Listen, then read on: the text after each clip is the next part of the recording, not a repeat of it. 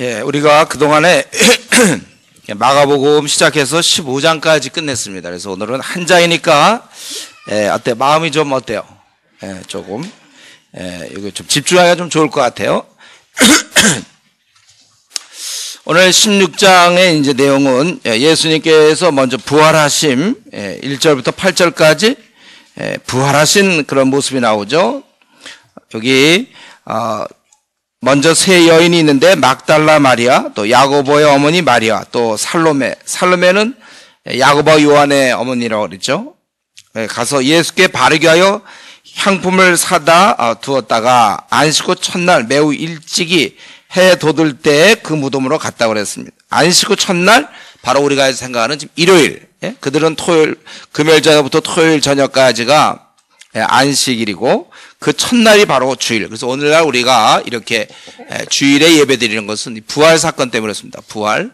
이 부활 사건을, 그거를 이제 이 증거 중에 하나가 그거 아니에요? 이 땅에 주일이 있다는 거. 그 거슬러 올라가면 제일 먼저 주일이 생긴 게 AD 32년경이거든.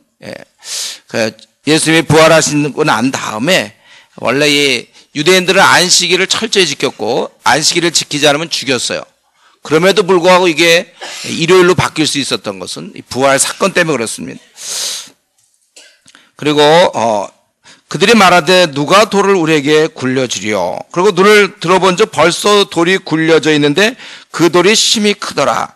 이 돌이 굴려져 있는 것은 예수님이 나오기 위해서 돌을 굴린 것이 아니고 그것이 비어있음을 보여주기 위해서 돌이 굴려져 있는 거예요. 돌이 안 굴려져 있어도 사실 주님 벌써 나오셨죠. 그러나 이제 그 돌을 굴려주신 것은 봐라, 무덤이 비어있지 않느냐, 부활하심을 증거하기 위해서. 그래서 이들이 무덤에 들어가서 신우님 한 천인이 우편에 앉은 것을 보고 놀랐는데 그가 얘기하기를 놀라지 말라. 십자가에 못 박힌 나사렛 예수를 너희가 찾는 줄 아는데 그건 약속하신 대로 이제 여기 계시지 않고 그의 제자들과 베드로에게 이르기를 갈릴리로 가시나니 말씀하신 대로 너희는 거기서 배우리라. 이렇게 얘기했다는 거예요. 그래서 여자들이 몹시 놀라 떨며 나와 무덤에서 도망하고 무서워요. 아무에게 아무 말도 하지 못하였더라. 너무나 두려운 나머지 아무 말도 못했다는 것입니다. 우리는 1절부터 8절 그 세 여인들을 볼 수 있는데 이 침묵의 시간, 예수님 십자가에서 죽으시고 그리고 나서 이 3일간 이 침묵의 시간, 이때 아주 중요한 시간에 이 여인들이 움직이고 있는 것입니다. 이들은 자기 나름대로 주님에 대한 사랑을 나타내 보이고 있었어요. 그래서 시체의 향품을 바르기 위해서 이렇게 하다가 그들은 생애 잊을 수 없는 경험을 하게 되는 것이죠. 주를 나름대로 섬기는 중에 그들은 하늘의 천사를 만나고 부활의 첫 목격자가 되는 것입니다. 제자들은 다 도망치고 없었지만 이 여인들은 신실하게 주님을 섬기고 있었어요. 이 여인이 아니었다면 우리는 이 부활의 증인을 이 부활의 증거에 대한 확실성에 있어서 굉장히 약해지는 것입니다. 왜냐하면 제자들이 이런 것을 못 봤기 때문에. 근데 그 사이에 이 여자들의 역할이 이렇게 중요한 거예요. 큰 소리를 치기보다는 실제로 이들은 일을 하는 것, 이것이 중요한 것입니다. 이건 누가 시켜서가 아니에요. 깨달은 만큼 우리 주님에 대해서 사랑하는 주님을 우리가 그러면 향품을 발라야 되겠구나, 그렇게 섬긴 것입니다. 깨달은 만큼 섬긴 것입니다. 제가 어제도 말씀드렸지만 아리마대 요셉 같은 사람, 결정적인 순간에 등장하여 자기가 깨달은 만큼 자기 일을 했다는 거, 우리가 이 점을 배워야 돼요. 저와 여러분이 21세기 지금 이 한국을 살아가면서 중요한 것은, 우리 신앙에 있어서 중요한 건 자기가 깨달은 만큼 거기서 행하란 말이에요. 누가 뭐라고 하기 전에 깨달은 만큼. 지금 우리는 너무 잘 알고 있어요. 오늘날 이 한국교회 심히 연약하고, 우리 일주일에 4,000명씩 교회를 떠나고 있고, 앞으로 5년 안에 100만 명이 교회를 떠납니다. 이 통계적으로. 청소년들이 대부분 탈선했고, 교회 중고등부가 절반 줄었어요. 지금 한국교회 중고등부 절반 줄었습니다. 다음 세대 소망이 없고. 얘들이 타락했고, 남아있는 애들도 그 꿈이 뭐냐고 물어보면 연예인 아닌가요? 탈선하고, 성적 범죄 심각하고, 그리고 성도들의 미지근한 신앙, 모태 신앙들의 정신 차리지 않음, 뭐 이런 것들.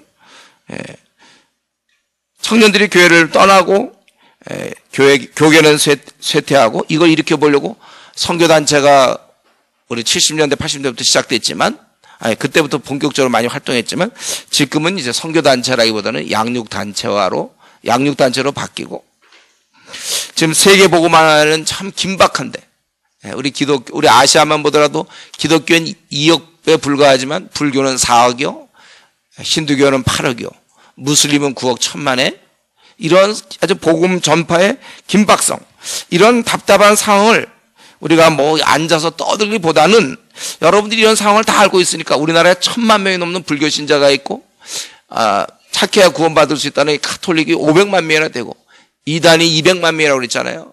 알코올 중독자 400만 명이요, 노름 중독자 300만 명, 무속인이 50만에서 70만. 이런 상황에서 내가 어떻게 살아야 될까? 우리가 이것은 골방에서 기도하고 깨달은 대로 각자 움직이는 것이 중요합니다. 이런 사람이 일꾼이에요.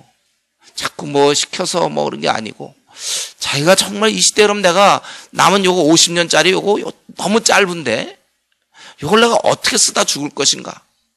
자기가 알아서 하세요. 뭐 일일이 목사가 너는 뭐가 되라 이렇게 얘기됩니까? 여러분들이 이런 현실을 보고 내 남은 생 어디다가 정말 던질 것인가? 여러분이 결정해요. 여기서 보면 이 여인도 전혀 누구가 시켜서가 아니고 자기들이 깨달은 대로 나름대로 충성한 것입니다. 이 사건에서 우리는 죽음을 정복하신 그리스도의 모습을 보여주는 것입니다.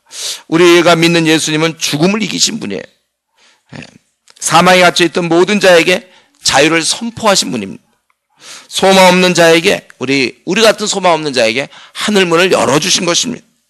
그래서 우리는 하나님 나라의 백성이 되었고 더 이상 우리는 지옥 가지 않아도 되게 되었고 영원한 천국을 선물로 얻게 되었고, 그리고 이 땅에서 이 부활 사건이야말로 이 땅에서 가장 절망적인 것이 죽음인데 죽음을 이기시는 주님을 보면서 우리에게 당한 여러 가지 어려움, 앞길 꽉 막힘, 정말 낙심되는 상황, 가정의 문제, 또 여러 가지 뭐 앞날의 문제, 자신에게 있는 그 어떤 문제라도 이 부활 되신 주님께서 능히 이길 수 있다는 우리가 그런 신앙을 갖게 되는 거예요. 죽음을 정복했거든요. 그래서 더 이상 우리에게 죽음은 슬픔이 아니라 과정인 것입니다. 천국에 이르는 과정. 그 어떤 것도 우리에게는 이제 절망일 수가 없어요. 최고의 절망인 죽음을 극복하신 주님께서 우리가 갖고 있는 어떠한 절망의 문제라도 개입하셔서 우리가 요청만 하면 도와줄 수 있어요. 승리할 수 있다는 거예요. 그러면서 우리는 승리자입니다. 이렇게 부활하신 주님은 이제 9절부터 13절 보면 나타나고 계시죠. 먼저는 막달라 마리아에게 먼저 보이시니 그가 슬퍼하는 중에 알렸어요. 그래서 그들은 예수께서 살아나셨다는 것과 마리아에게 보이셨다는 것을 듣고도 믿지 아니하였더라.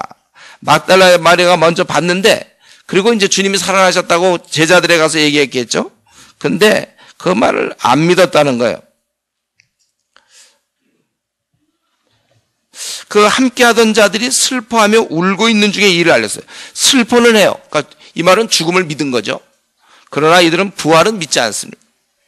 그리고 또 두 제자, 보통 우리 엠마오에 가는 두 제자라고 그랬는데 엠마오 길에서 예수님을 만났기 때문에 두 사람이 남은 제자에게 가서 얘기했는데 역시 믿지 않다. 요새 두 사람이 중요하냐면 증인의 성격을 갖고 있기 때문에 그래요. 역시 믿지 않았다는 것입니다. 이 결국 이 지금 9절부터 13절, 그것은 무엇을 얘기하는가? 우리 일반적으로 부활을 믿을 수 없다는 거예요. 맨정신에 사람이 죽었다 사는 거 절대 믿을 수 없어요. 근데 이들은, 이 제자들의 경우는 그래도 예수님의 인격을 신뢰하고 있었잖아요. 그렇게 주님의 가르침을 받고 인격을 신뢰하면서도 말씀을 믿지 아니했다는 거예요. 그러니까 제자들이 이 정도니까 다른 사람은 말할 것도 없죠. 이 불신은 우리의 죄성에서 기인되는 것입니다. 우리는 이 부활을 믿지 않아요. 우리는 본 것만을 믿으려고 하는 사람들입니다. 본 것만을 믿으려고 하는 사람. 그래서 이렇게 다 안 믿는 거가 부활에 대해서 전부 안 믿어요. 본 것만을 믿는 것이 우리 죄인의 특징이다. 특성이다. 그런데 이제 여기서, 근데 우리는 어떻게 해서 이것을 믿게 되었죠? 이게 성령의 역사라는 거예요. 우리는 지금 보지 않고도 믿었어요. 이건 특별한 축복입니다. 어떻게 이 어려운 믿음, 100이면 100 다 안 받아들일 이 부활 사건을 우리는 믿고 있잖아요. 얼마나 많은 사람들이 이 부활의 벽을 넘지 못한 채 결국 어둠에서 살다가 죽고 맙니까? 그런데 우리는 어째서 이 부활 사건을 믿고 우리는 눈에 보이지 않는 하나님을 믿고 예수를 믿고 천국을 받아들이게 되었는가? 이게 우리에게는 이런 능력이 없어요. 우리같이 의심 많고 불성실하고 죄성이 가득한 자는 절대로 받아들일 수 없습니다. 그런데도 지금 너무나도 기이하게 우리는 지금 다 믿고 있지 않습니까? 이 부분은 우리가 찬양할 부분이에요. 나를 결국 이것이 선물이라는 걸 알 수 있어요. 믿음이 선물이구나. 내 기질을 볼 때 정말 믿을 사람이 아니야 내가. 근데 이렇게 믿고 있는 게 또 너무나 이상해. 그래서 평생 죽을 때까지 이게 하나님이 나를 불러주신 거구나. 믿을 수 없는 그 사실을 믿게 하시는 그분. 그래서 우리는 이게 지금 우리가 증인 아닙니까? 어떻게 믿었습니까?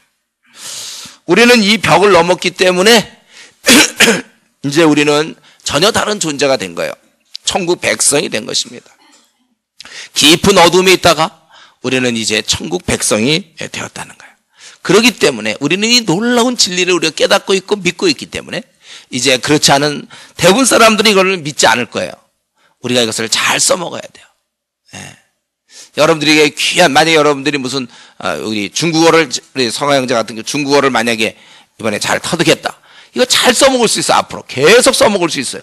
그 입 다물고 있으면 안 되죠. 계속 써먹으면 좋은 거예요. 우리 누가 중국어를 좀 한다 그러면 계속 그거를 써먹을 수 있으면 좋은 거예요. 이미 어느 한 단계를 넘었잖아요. 그렇죠? 아까 우리 자매들이 중국말 할 때 나는 그렇게 잘 못 알아들었어요. 그렇지만 그걸 알아듣는 귀가 열리면 이제 앞으로 요셉도 이제 귀가 잘 열리겠죠? 그러면 이제 그거를 죽을 때까지 마음껏 써먹을 수 있는 거예요. 우리는 이 벽을 넘은 사람들입니다. 여러분들은 이제 부활을 믿는 그러한 증인들이 됐어요. 여러분들은 이것을 마음껏, 이거 보통 사람에게 주어지는 것. 차라리 뭐 100대1 시험이면 그래도 죽으라고 해서 어떻게 100대1 통과해 보겠지만 이거는 정말 어려운 거를 여러분들이 어느새 통과해서 이제 이런 신앙을 갖게 되었다는 것입니다. 그래서 이들이 이렇게 안 받아들이니까 주님이 14절부터 이제 마지막 20절까지 주님이 이들을 꾸짖게 되는 것이죠. 이제 나타나셔서 이들을 꾸짖는 거예요. 그 후에 11제자가 음식 먹을 때 14절 예수께서 그들에게 나타나사 뭘 꾸짖었습니까? 믿음 없는 것과 마음이 완악한 것, 자기가 살아나는 것을 본 자들의 말을 믿지 아니함이라. 우리가 이들은 제자들은 목격자의 말을만 거절하고 안 믿은 게 아니에요. 사실은 주님의 말씀이 그렇게 주님이 생전에 말씀하셨는데도 믿지 않은 것이죠. 그러니까 주님이 생전에 말씀한 것도 안 믿었거니와 목격자들이 나타나서 믿을 수 있는 증인들이 나타나서 부활했다고 해도 이렇게 안 믿는다는 거예요. 그거에 대해서 우리 주님께서 야단을 치셨다는 거예요. 우리의 마음이 완악할 수가 있어요. 잘 믿지 않아요. 여러분, 이렇게 우리가 순수하게 말씀을 잘 받아들일 수 있는 거, 이거 아주 귀한 겁니다. 그래서 우리 씨 뿌리는 자의 비유에서 얘기했죠. 우리가 마음이 말씀을 듣고 잘 반응하는 사람이 있고 말씀을 듣고 잘 반응 못하는 사람이 있어요. 이 말씀을 잘 흡수해야 우리가 잘 자랄 수 있는 것입니다. 그래서 이 제자들은 이 말씀을 잘 흡수 못한 것이죠. 주님이 이렇게 말씀했지만 그걸 안 받아들였다는 거예요.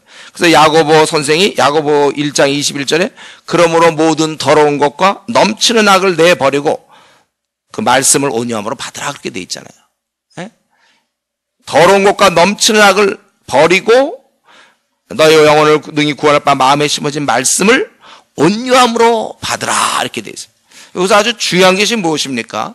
우리 마음에 더러운 것이 있는 상태에서 아무리 설교 말씀이 들어와도 못 받아들인다는 거예요. 그래서 주일날 보면 토요일날 밤 늦게까지 막 영화 보고 있잖아요. 주일날 설교 시간에 설교 듣는 사람들 딴청해요. 왜냐하면 그 영화가 막 그때 주인공이 이렇게 막 찾아가고 뭐 거기서 뭐 싸움도 하고 뭐 이게 쫙 내가 무슨 얘기만 하면 그게 쫙 연상돼 갖고 막 그러고 있으니까 그러니까 받아들일 수가 없는 거예요. 그러니까 여러분들이 그 전날 말씀 듣기 전에 지금은 참 좋은 거야. 수련회 좋은 점은 하루 종일 말씀과 기도와 뭐 이런 쉐어링 이런 걸 통하다 보니까 말씀이 그대로 들어가. 이미 마음에 더러운 것도 다 내어버렸으니까. 근데 이게 보통 이제 우리가 밖으로 나가면 자기 친구 만나고 뭐 놀던 거 무슨 게임하던 거 무슨 이런 것들 다 잔뜩 들어와 있기 때문에 그러다 어쩌다 주일날 11시 예배 한번 들어가 봐야 자는 것만 딴청하는 것만 하고 끝나는 거예요. 그래서 우리가 이 야고보 선생이 얘기한 것처럼 그러므로 모든 더러운 것과 넘치는 악을 내버리고 말씀을 온유함으로 받으라. 이 마음밭을 잘 가꿔야 되는 거예요. 그러니까 아직까지도 우리 제자들이 그런 준비가 안 된 것이죠. 그리고 나서 명하시기를 15절 또 이르시되 너희는 온 천하에 다니며 만민에게 복음을 전파하라. 주님께서는 그들의 믿음 없음을 책망하셨습니다. 이들의 그 불신, 이 믿음 없음, 본인이 그렇게 얘기했고 또 증인이 있어도 받아들이지 않았는데 이렇게 하시는 데는 이들을 그래서 책망하셨는데 이렇게 하시는 데는 아주 중요한 이유가 하나 있어요. 이것들이 내 말 안 들어? 그래서 책망한 거. 그 정도가 아닙니다. 여기서 책망한 아주 중요한 것은 뭐냐면 이들에겐 따로 할 일이 있기 때문에 그래요. 바로 믿음 없이는 그 일을 할 수가 없어. 다음 단계로 나갈 수가 없기 때문에. 주님이 원하시는 것은 이 부활의 소식을 전파하는 거예요. 그냥 이 부활을 믿으라는 것 정도가 아니라 그 부활을 바탕으로 나가라는 것입니다. 그래서 우리 주님의 말씀에 의하면 그들의 믿음 없음을 야단치고 그리고 이르시되 너희는 온 천하에 다니며 만민에게 복음을 전파하라. 믿는 자는 전하는 자로 바뀌어야만 된다는 것입니다. 그게 정상이에요. 진실로 이 사실을 아는 자는 알릴 수밖에 없는 것입니다. 현재 우리나라 한국교회를 들여다볼 때 많은 성도들을 볼 때 이 믿는 것, 가까스로 자기가 부활 사건을 믿는 것으로 끝난 사람들이 많아요. 믿는 걸로 멈춰버렸습니다. 자기 구원의 은혜를 받았고 내가 부활의 사실을 믿게 되었으니 얼마나 감사한가 할렐루야. 그러고서 그냥 멈춰버린단 말이에요. 전하는 자로 빨리 바뀌어야 되는데 그게 안 돼. 애기로 머물러. 빨리 이제 자라서 성인이 돼야 되는데 안 바뀌어진단 말이에요. 그냥 오랫동안 벌써 10년, 20년 다녀도 오랫동안 그래서 교회에서 직분을 맡아서 집사도 되고 장로도 되고 권사도 되는데 믿는 자로만 남아있고 그 믿는 자로 그저 복받기만 바라고 있어요. 그러니까 자기 어려운 문제 있을 때 기도하고, 그래서 자기와 자기 가족, 그리고 자기 무슨 사업, 직장, 뭐 그거 정도에 나와 내 가족이 전부고 거기서 멈춰버려 있단 말이죠. 전하는 자가 되지 못하고 그냥 거기서 더 나갈 것 같은데 그냥 주저앉고 말았어요. 일어나야 되는데 그만 못 일어나고 만 것입니다. 믿었다면 이제 전하는 자로 빨리 전환이 돼야 된단 말이죠. 그게 안 되는 거예요. 이렇게 하는 것은 주님을 제대로 섬기는 것이 아닙니다. 우리가 물론 죄를 많이 짓는 거, 타락하고 세속적인 거, 그거 참 주님을 기쁘게 하지 못하는 거예요. 그러나 오늘 본문에서 또 하나, 그냥 가만히 있는 거 마찬가지입니다. 꼭 죄를 안 짓더라도 그냥 가만히 있는 거, 주일날 11시 예배에 착실히 참석하며 아침 저녁으로 좀 잠깐 기도하고 밥 먹을 때 잠깐 기도하고 그냥 그러는 거, 헌금 좀 내고, 그거는 책망받아야 되는 거예요. 왜냐하면 주님께서는 그들에게 온 천하에 다니며 만민에게 복음을 전파하라, 이 제자들 통해서 얘기했고 또 제자는 다음 제자 계속해서 우리까지 넘어온 것입니다. 여러분, 우리가 그냥 가만히 있는 거, 난 요즘 뭐 신앙생활 잘해, 열심히 해, 뭐 남게 뭐 크게 잘못한 거 없어, 양심대로 살았고 나 교회도 어느 정도 봉사하고 있어, 그게 잘못하는 거라니까요. 전하지 않고 있다면 그건 잘못한 것입니다. 그리고 이 전하는 대상이 오늘 보니까 전 세계잖아요. 온 천하에 다니며 전 인류에, 이 사실이 제자들 말이 이렇게 그렇게 얘기해도 불신하고 안 믿는 이 제자들에게 너무 과분한 명령 같기도 해요. 전 세계를 책임지라, 그거 아니에요. 여러분, 우리가 이런 걸 볼 때 너희는 온 천하에 다니며 만민에게 복음을 전파하라. 그렇기 때문에 우리가 무슨 일을 하든지 항상 범위를 전 세계에 맞춰야 돼요. 우리 지금 글로벌 요즘 많이 얘기하잖아요. 우리야말로 글로벌하게 우리가 움직여야 되는 사람들이에요. 전 세계를 바라봐야 돼. 사실 우리 자신을 살펴볼 때 지금 내 문제에 빠져서, 내 가정의 문제에 빠져서, 자기 상황에 빠져서 빌빌대고 있는 자신을 들여다볼 때 너무나 이것은 좀 쉽지 않은 것 같아요. 그러나 우리가 바뀌고 성령님이 우리에게 임하시면 온 천하, 오히려 이런 만민이 부담이 아니라 이게 의욕으로 바뀔 수 있어요. 오히려 저 같은 경우, 제 얘기를 하고, 저 같은 경우 만약 한국을 책임져라 이러면 좀 시시할 것 같다는 생각이 들어요. 예. 고맙게도 우리 가까이 중국 16억이 기다리고, 조금만 있으면 인도 또 8억의 힌두교인 전체 10억이 있잖아요. 무슬림 앞으로 이 정말 끝없는 전투, 흥미진진, 이렇게 되는 거예요. 이 정도 되니까 내 생을 투자하고 싶어요. 너 가서 서울에 있는 너희 서초구 책임져라. 아이고, 이거 심심해서 이거 시시해서 하겠습니까? 한번 세계를 탁, 여러분, 그렇게 하라는 거예요. 끝없는 도전. 이렇게 나를 믿고 명하신 주님이 더 크셔야. 주님 어떻게, 나 같은 거한테 있잖아요. 우리 제자들에게 온 천하에 다니며 나를 이 정도로 인정해 주시는 거예요, 여러분. 예? 우리를 갖다가 이런 일에 부르신다는 것. 가서 모든 족속으로 제자를 삼으라. 이건 우리를 인정해 주는 거잖아요. 예. 내 남은 생을 불태우고도 남을 만큼. 예? 무한도전이죠. 무한도전. 예. 여러분, 무한도전 봅니까? 예. 그럼 무한도전을 볼 때 자꾸 이렇게 하는 게 아니라 무한도전을 볼 때마다 나가는 거구나. 그걸 생각하세요, 여러분들. 전 세계로 나가는 게 무한도전이에요. 예. 주님이 이 말씀은 무한도전입니다. 온 천하를 다니면서 만민에게 복음을 전파하라. 이 정도 되니까 내 생을 불태울 만한 거야. 요게 내 생을 거는 거야. 이 정도 되니까. 시시한 삶 살지 않아요. 우리 앞으로 이제 살아봐야 한 5, 60년 남았는데 이걸 갖고 뭘 어떻게 써먹으려고 그럽니까? 이거 갖고 여러분 어떻게 써먹으려고 그래요? 시시겁적하게 그냥 취직이나 해서 그냥 돈이나 벌다 끝나려고 그럽니까? 아니, 무슨 그런 형태는 될 수 있어요. 우리가 직장인으로 살 수 있고, 교사가 될 수 있고, 교수가 될 수 있고, 국회의원도 될 수 있겠고, 사업가도 될 수 있고, 공무원도 될 수 있겠고, 그건 관계없어요, 우리가. 예? 공장에서 일할 수 있고. 그런 형태는 중요한 게 아니라, 우리 마음속에는 세계를 향하여 우리가 마음을 탁 품어야 돼. 그렇기 때문에 우리 대학생들 말이죠. 젊을 때 중국어 공부하라고 했어요, 제가. 중국어, 영어, 다. 그러니까 우리, 자매들 말이죠. 수르나 조혜 자매 같은 경우 참 좋은 거죠. 중국어를 벌써 완성했잖아요. 앞으로 우리 참 이 세계는 중국 시대가 되는 거야. 중국 시대. 우리 하나님 앞에서 이 중국 우리 16억을 우리가 볼 땐 그래요. 그러니까 중국어를 터득 해야 되는데 저 같은 경우 니하오 이것밖에 모르니까 참 답답하단 말이에요. 여러분들 중국어를 배워야 돼. 중국어를. 영어도 배우고 세계를 움직여야 돼, 여러분들. 그러니까 중고등학생은 더 좋죠, 지금. 이 중고등학생 시간이 더 남았으니까 이때 배워야지. 그저 게임이나 하고 밤낮 카톡하면 안 된다고 그랬죠? 그거 해도 되고 안 해도 돼. 카톡은 중요한 게 아니에요. 만민에 가서 카톡하라는 거 주님 명하신 게 아니란 말이에요. 그거 하는데 시간 뺏기면 그 시간에 중국어 공부하고 영어 공부해서 있잖아요. 시대를 움직여야지. 중고등학생 잘 왔어요, 이번에. 정신 똑바로 차려서 내가 세계를 움직여야 된다. 이 생각을 해야 돼. 우리가 무한도전, 여러분들 혹시 그걸 좋아하는 사람도 있으면 볼 때마다 나는 이거 지금 볼 때가 아니고 나갈 때구나. 그 생각을 해야 되는 거예요. 주께서 온 천하에 다니며 무한도전을 얘기했단 말이에요. 여러분이 아마 저 때도 제가 죽을 때까지 그 일이 안 될 거고 여러분도 아마 죽을 때까지 할 일이 무궁무진히 있다는 거. 이거는 조기 은퇴가 없어요, 여러분들. 두려움이 없습니다. 계속 하면 될 테니까. 주님 오실 때까지 온 천하에 다니며 한 이 정도 명령, 한 이 정도를 얘기해 주셔야 주님이지. 난 주님이 이 땅을 떠날 때 말이죠. 가서 모든 족속으로 제자를 삼으라. 너무 멋있어요. 그 정도 말씀해 주고 하셔야지. 잘 살아라. 그러고. 니들 잘 먹고 잘 살아라. 부자 되세요. 이러고 있어 보세요. 그게 무슨 의미가 있어요? 부자 되고 안 되고. 모든 족속을 제자로 삼으라. 이런 더 큰 얘기 더 없나? 네, 최고야, 최고. 그런 명령 탁 줬는데 말이죠.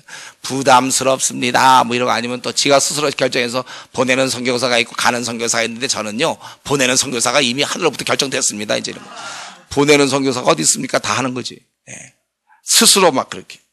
여러분 이것을 어떤 부담으로 세계를 바라보라고 부담이 아니라 이게 막 의욕.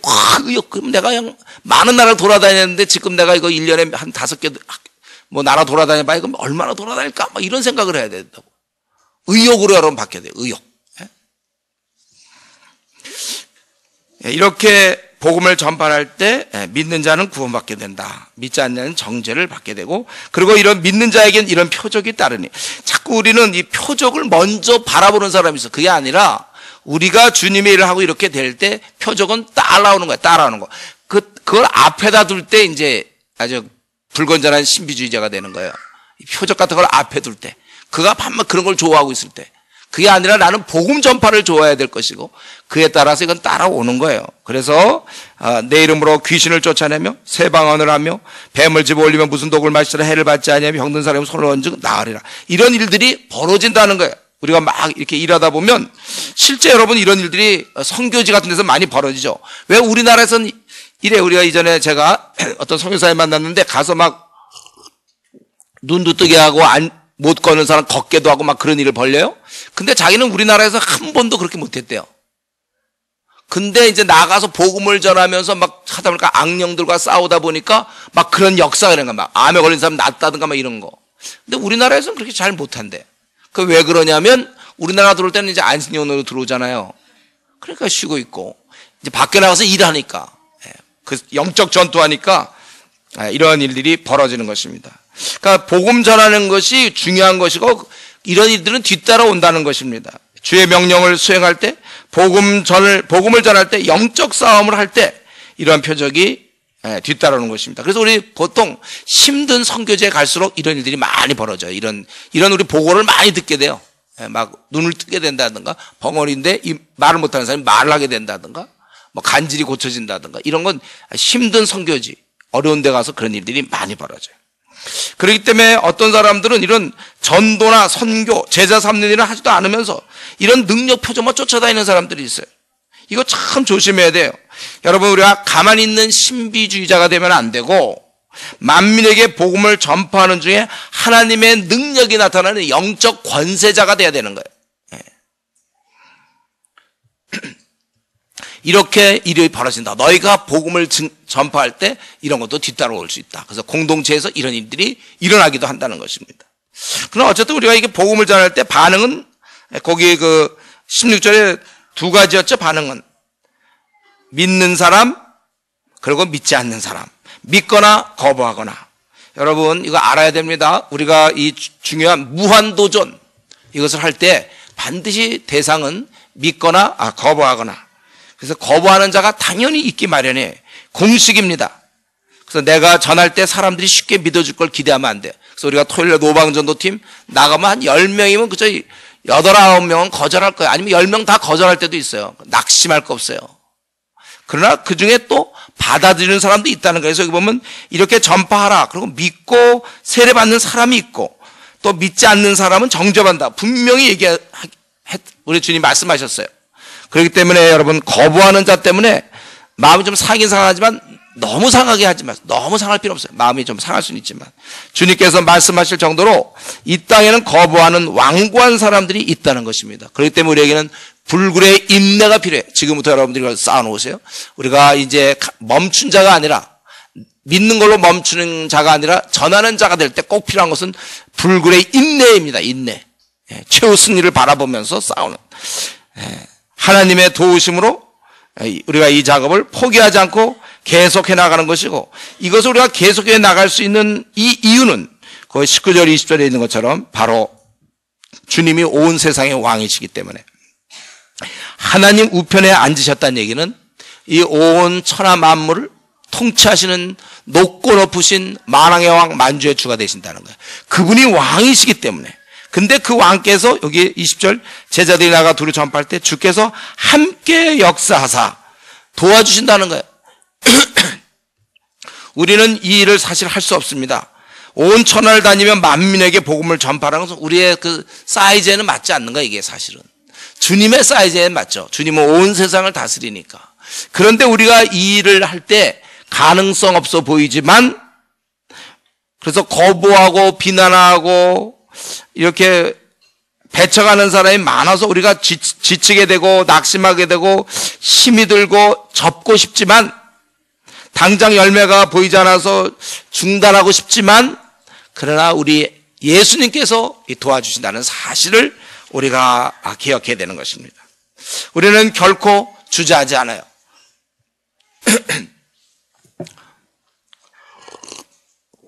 어제도 우리 청년부 얘기도 하고 어떻게 부흥 얘기도 하고 대학부 캠퍼스 가서 어떻게 해보겠다? 쉬운 일이 아니에요. 어느 대학은 지금 1,500명을 어떻게 해보겠다 이분. 그게 쉬운 일입니까? 1,500명을 생각해 보세요. 쉬운 일이 아니지만 우리가 이 일을 계속할 수 있는 이유는, 그리고 열매가 없어 보여도 계속할 수 있는 것은 바로 왜냐하면 그분이 우리 왕이시요 이 일에 함께 참여하시기 때문이라는 사실을 여러분 기억하세요. 그래서 우리 신촌 그쪽 할 때 최강이라고 그랬나 막강이라고 그랬나 하여튼 거기 보면 거기 멤버가 나오고 그 밑에 성부, 성자, 성령님 세 분 나왔다고 그랬죠? 예. 바로 우리 주님께서 이 일에 참여하고 있다는 사실을 여러분 생각하고 외로워하지 마세요. 예. 중간중간 이게 많이 힘들고 지치지만 최후 승리할 것입니다. 왜냐하면 주님이 우리 편이시기 때문에 주님이 함께한 군대는 질 수 없거든. 비록 소수라 할지라도. 그래서 사람이 선을 행하다가 낙심하지 말라고 그랬어요. 피곤하지 않으면 때가 이르면 거두리라. 이거 거두리라 약속. 또 주 안에서 수고가 헛되지 않을 것을 믿어라. 우리가 이걸 기억해야 되는 것입니다. 그러므로 우리가 거부당할 때마다 그분이 최후의 통치자, 온 세계의 심판자임을 다시 기억하고 힘을 내야 돼. 그분이 나와 함께 하신다. 그래서 지금 캠퍼스에 내가 87학번이고 아무도 없고 나 혼자다. 그래도 주님이 함께 하신다. 그분이 함께 하심을 기억해야 되는 거예요. 오히려 배척하는 사람이 내가 그가 아닌 내가 배척하는 입장에 서 있지 않은 것을 감사하세요. 내가 이런 일하는 것에 대해서 감사해요. 내가 오히려 이렇게 전도와서 배척받는 게 멈춰있는 이 수많은 그리스도인과 다른 것을 여러분 감사하세요.